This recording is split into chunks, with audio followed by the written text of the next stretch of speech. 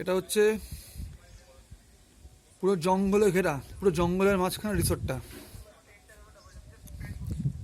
একদম পুরো জঙ্গলের মাঝখানে রিসোর্টটা।